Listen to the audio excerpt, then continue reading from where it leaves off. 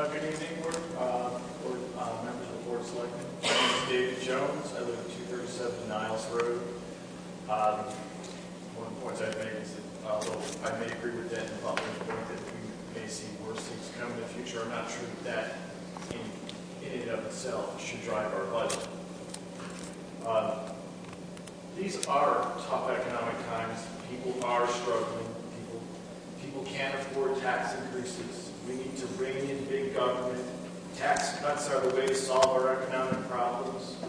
Projected tax revenues are flat. We must cut spending to keep the overall budget to a 0% increase. These are the type of political, this type of political populism brings cheers from some, but in short, it's short-sighted and it is self-destructive. I'm a home builder. There are very few industries that were impacted more than home building by the state of the current economy. Yet even I would say that we must not react to these challenges with short-term politically popular choices. We need strong leaders to make difficult choices. As a community, we must dig deep and pull together. We must find a way to honor our commitments and pay our obligations. We must not let the economy as a whole or the plight of those who are indeed struggling determine what path the town takes. We must make decisions about what the right path is and then find a way to fund it. To do otherwise puts the cart before the horse. Board of Finance members have said that projected revenues are flat and therefore we must cut spending to match projected revenues. The idea is that we should use current projected revenues to define our financial obligations as a town. The current revenue projections would therefore define our goals for the future of the town. Let's examine that logic. I would ask the Board of Finance members who believe projected revenues should determine the budget this one simple question.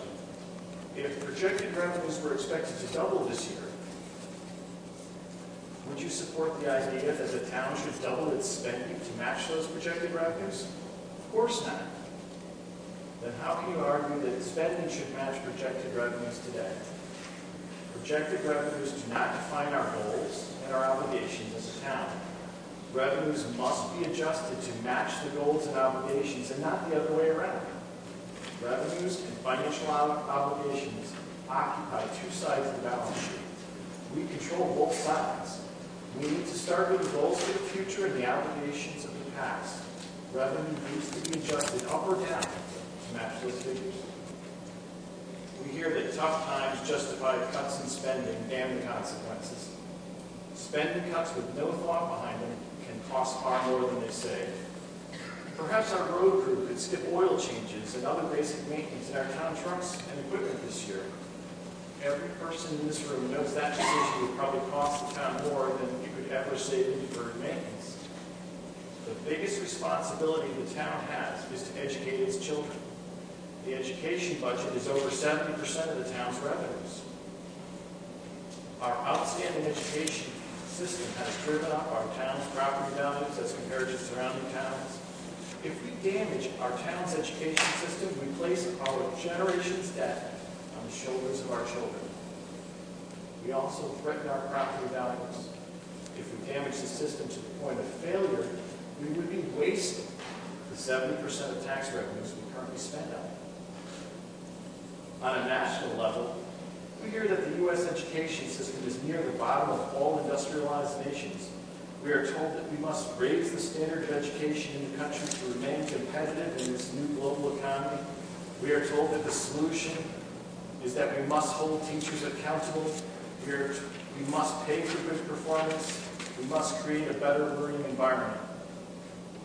All of that starts right here on the local level. The New Hartford K-6 program has consistently been a top performer in the state of Connecticut.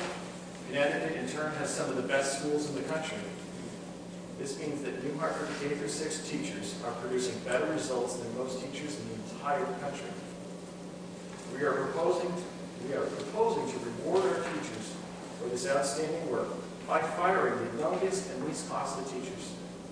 This is a bad decision driven by the need to adhere to the magic 0% budget increase. The K-6 teachers are being asked to shoulder a large portion of the town's money problems. We have made a commitment to these teachers and ultimately to our students. The idea that we must keep our educational budget flat in the face of rising costs simply doesn't make sense.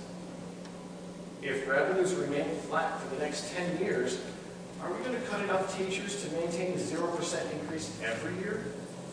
If so, at some point we will find we don't have any teachers left, and we'll be hanging a for rent sign on the door of our schools.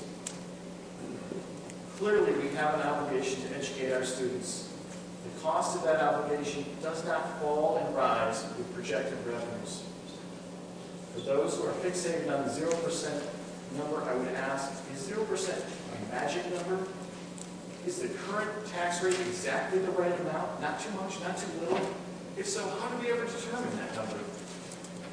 Certainly there are other cost cuts that can be made. The Board of Ed proposal already includes significant cuts. Loss of classroom teachers, the Spanish program, educational assistants, library staff, and school psychologists' time will all diminish the quality of our education. In my opinion, these cuts are already far too deep. I would urge the Board of Finance not to make any further level of cuts from the Board of Ed. No one ever wants to pay more taxes. Yet more than ever, we need our elected officials to exercise leadership and good judgment, even if that leads to politically unpopular decisions. While we can make some cuts, the Board of Finance should not expect a 0% increase in the school budget when there are rising costs outside of anyone's control. The Board of Finance must make the difficult decision to raise taxes to pay for the town's rising financial obligations from the wastewater treatment plant to our educational system.